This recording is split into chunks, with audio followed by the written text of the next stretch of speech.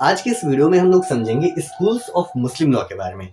देखिए यहाँ स्कूल की बात हो रही है। स्कूल मतलब वो जो बचपन में हम लोग पढ़ा करते थे उसको मत समझिएगा। यहाँ स्कूल का मतलब होता है बेसिकली मुस्लिम लॉ में कितने सेक्ट हैं, अदर डिफरेंट डिवीजन कौन कौन से होते हैं। तो सबसे पहले इसमें मोटा मोटी 3 डिवीजन होते हैं, तीन सेक्ट होते हैं, सुन्नी, शिया एंड मोटाजिला। ठीक है, सुन्नी, शिया एंड मोटाजिला। ये जो थर्ड है मोटाजिला, इसका आज की डेट में कोई रेलेवेंसी नहीं है। हिस्टोरिकल इंपॉर्टेंस था इसका, हिस्टोरिकल इंपॉर्टेंस था। पहले ज़माने में लोग मोटाजिला सेक्ट के भी हुआ करते थे, आज के डेट में कोई भी इस सेक्ट का नहीं होता है।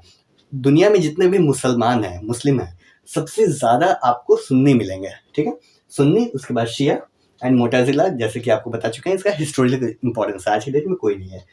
सुन्नी स्कूल में 3-4 सब स्कूल है, हनाफी, मलिकी, शफई, हनबली। 4 सब स्कूल है सुन्नी लॉ। हनाफी स्कूल जो है वो इसके फाउंडर हैं इमाम अबू हनीफा। मलिकी स्कूल के फाउंडर हैं इमाम Malik ibn Anas. Shafi school के फाउंडर हैं इमाम Muhammad Shafi and Hanbali school के फाउंडर हैं इमाम Ahmad ibn Hanbal. Shia school है, शिया में 3 सब सेक्ट है या 3 सब स्कूल भी आप कह सकते हैं, इतना शारिया, इस्माइलियाज, जैदियाज। सबसे ज़्यादा मुस्लिम सुन्नी, उसके बाद शिया। शिया में भी सबसे ज़्यादा इतना शारिया में सबसे ज़्यादा मुस्लिम होते हैं, और सुन्नी में सबसे ज़्यादा जो चारों में से होते हैं वो है हनाफी। हनाफी मुस्लिम सबसे ज़्यादा होते हैं, जो कि फाउंडर है इमाम अबू हनीफा।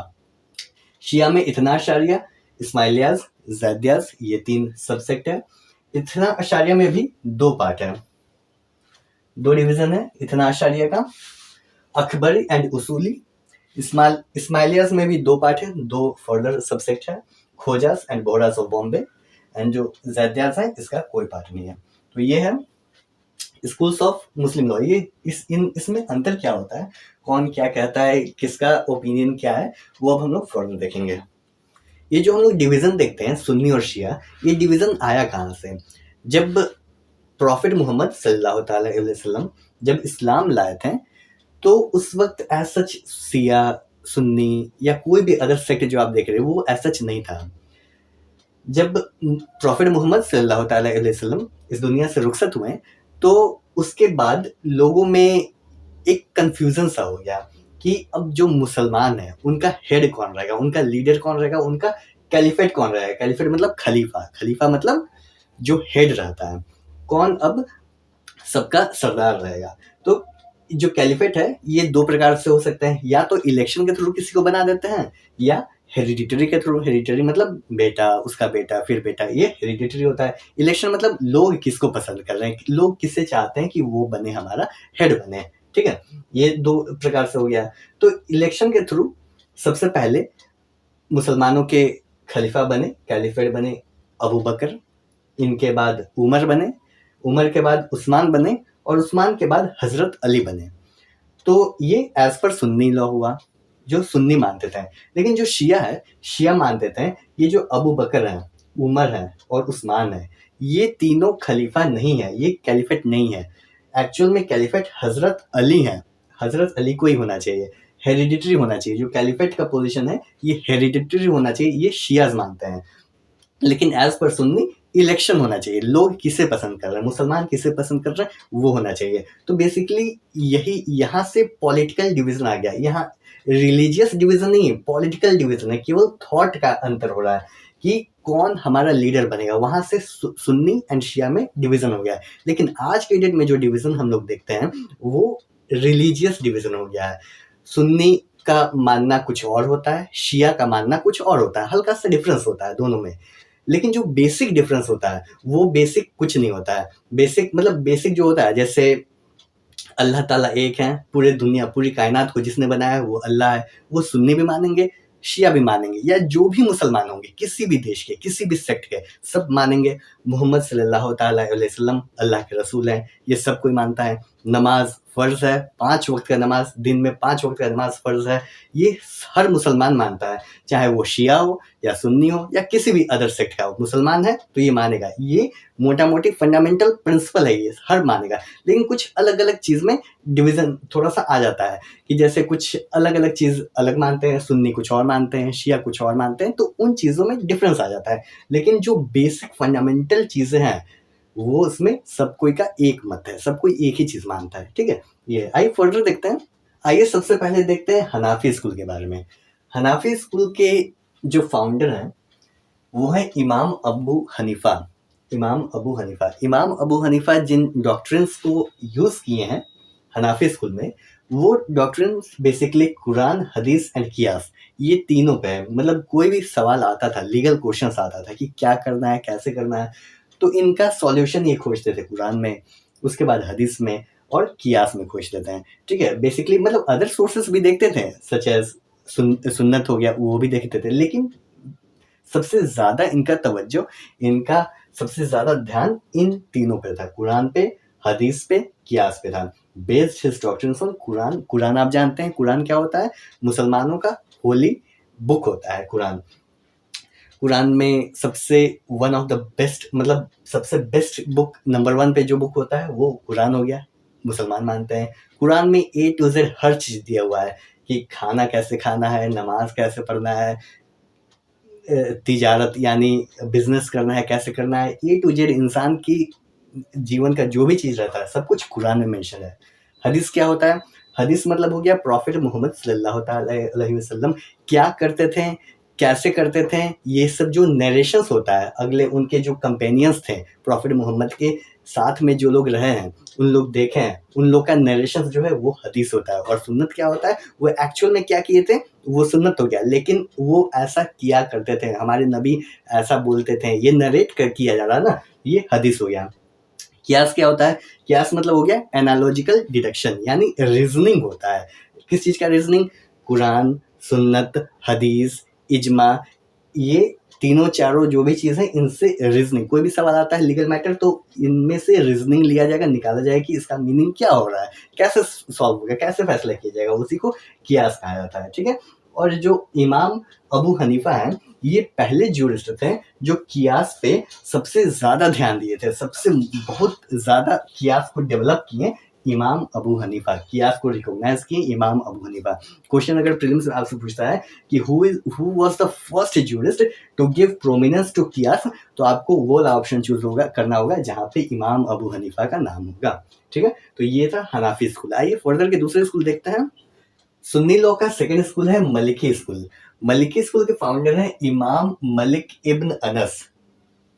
मलिकी स्कूल को मदनी स्कूल भी कहा जाता है क्योंकि इमाम मलिक जो थे, इनका बहुत ज़्यादा रहना, सीखना, पढ़ना मदीना सिटी में था। मदीना सिटी को सिटी ऑफ लर्निंग भी कहा जाता है।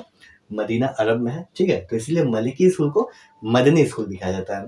ये जो इमाम मलिक हैं, इमाम मलिक इब्न अनस, इनका जो डॉक्ट्रिन्स है, मलिकी स्कूल का जो डॉक्ट्रिन है, वो बेसिकली इन 6 चीज़ों पर है। सबसे पहले इनका फोकस रहता है कुरान पर।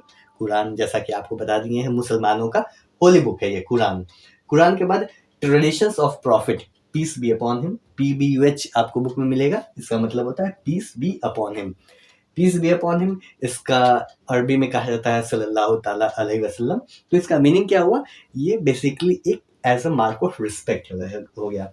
प्रॉफिट मोहम्मद के आगे हम लोग सल्लल्लाहु ताला अलैहि वसल्लम या इंग्लिश में पीस बी अपॉन हिम लिखते हैं as a mark of respect, ठीक है?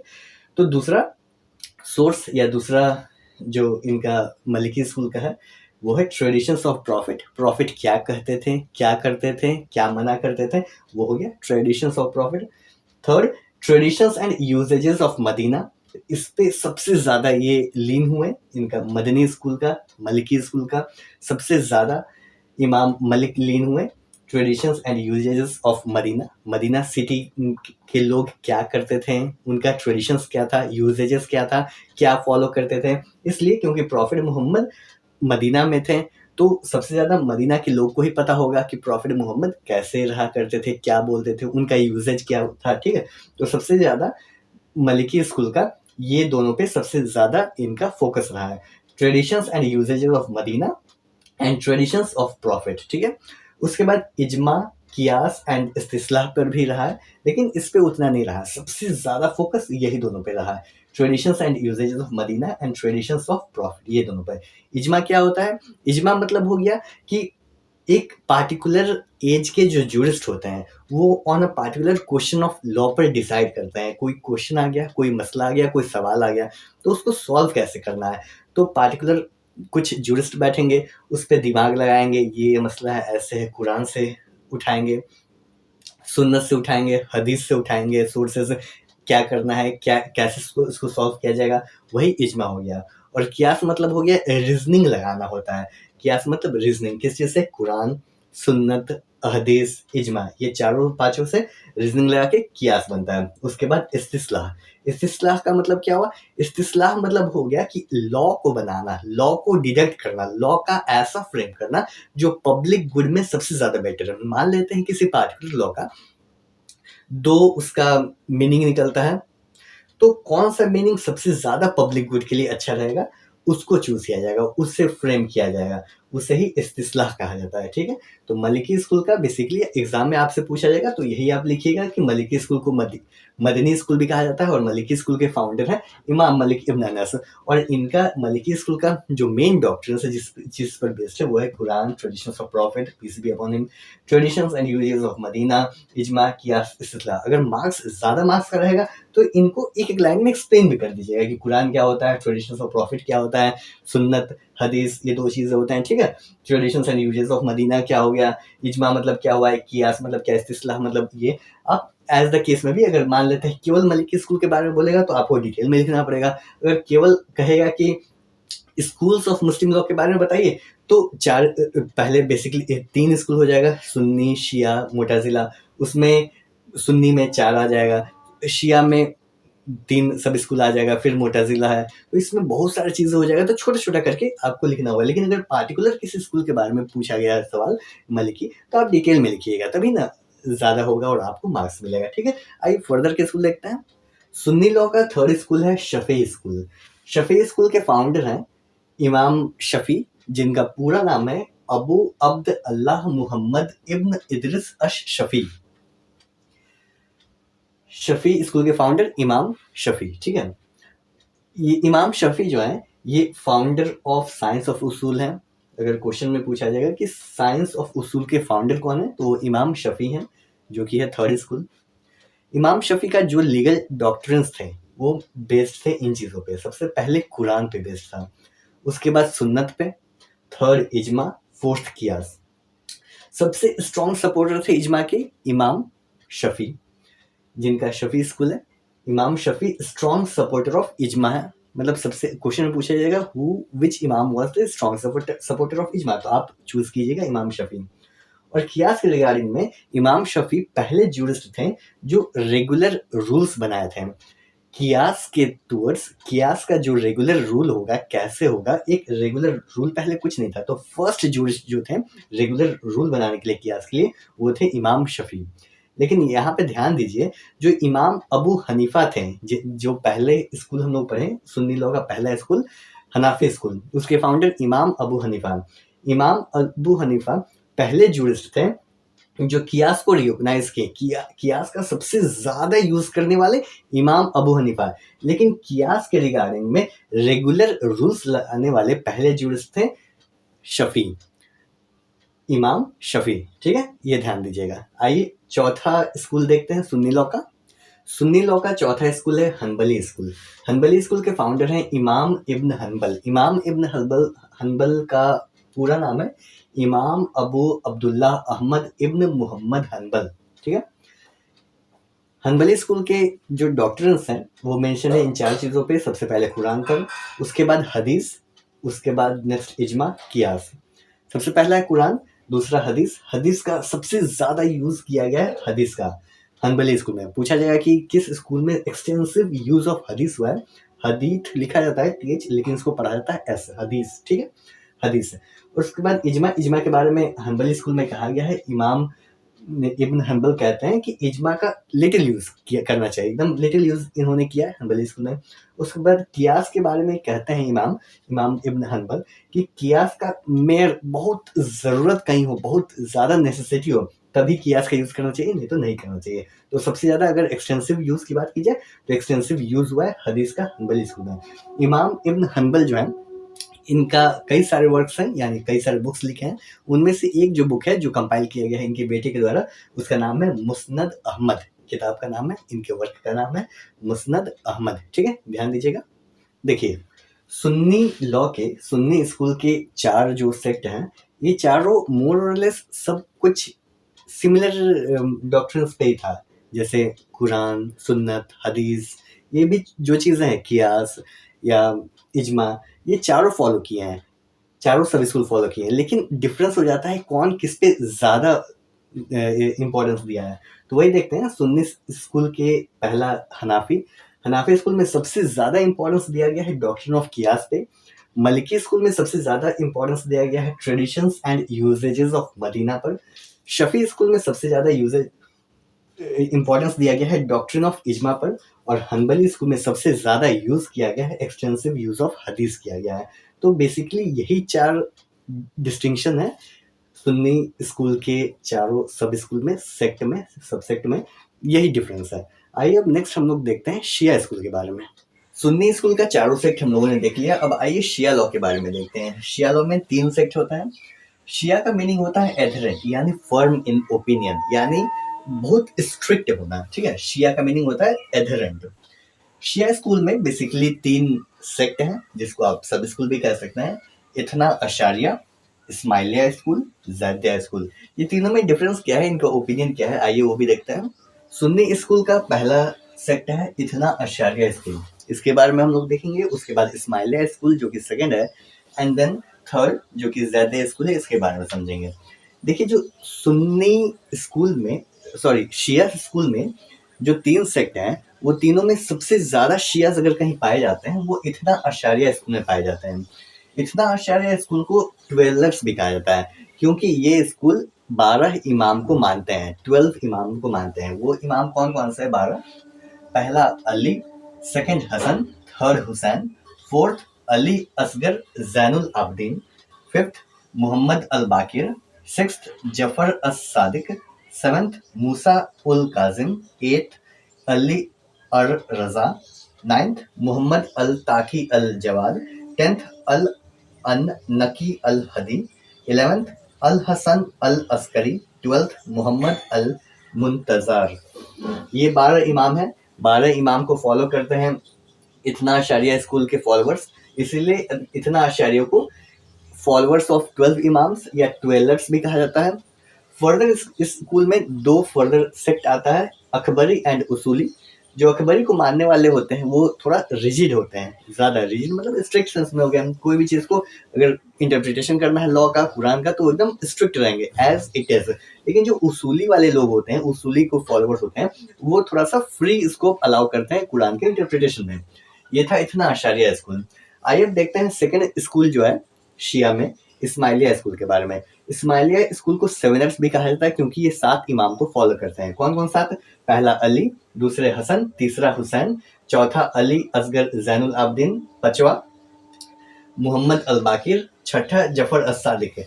6 तक सेम है, इतना अशारिया 12 तक है, लेकिन जो 6 इमाम है सेम इस्माइलिया भी फॉलो करते हैं।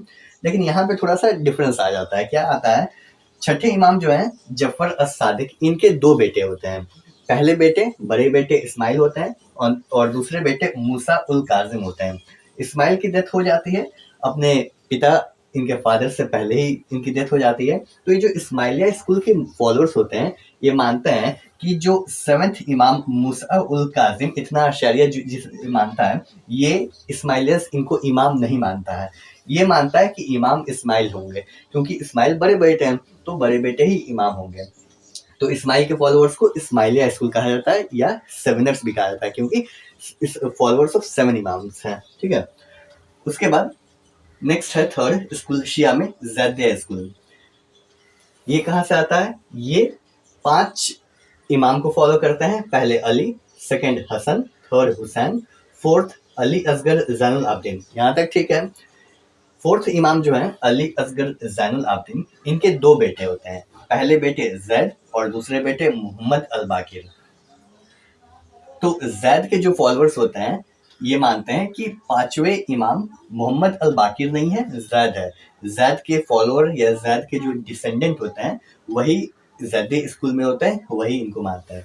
तो ये था इथना अशआरी के बारे में, मतलब शिया सेक्ट के बारे में। Ithna Ashariya school, Ismailiya school and Zaidiya school, ये बेसिकली डिफरेंस है इनके इमाम को मानने में, ठीक है। जैसे हम लोग सुन्नी में देखे थे तो सुन्नी में इमाम ऐसा डिफरेंस नहीं था, चार जो स्कूल थे सुन्नी स्कूल में, उसमें डिफरेंस था रिगार्डिंग क्या ओपिनियन, कौन किसको ज़्यादा फॉलो कर रहा है, कौन कुरान को ज़्यादा फॉलो कर रहा है, कौन हदीस को ज़्यादा फॉलो कर रहा है, कौन मदीना के ट्रेडिशन को ज़्यादा फॉलो कर रहा है, उसमें डिफरेंस था सुन्नी लॉ में।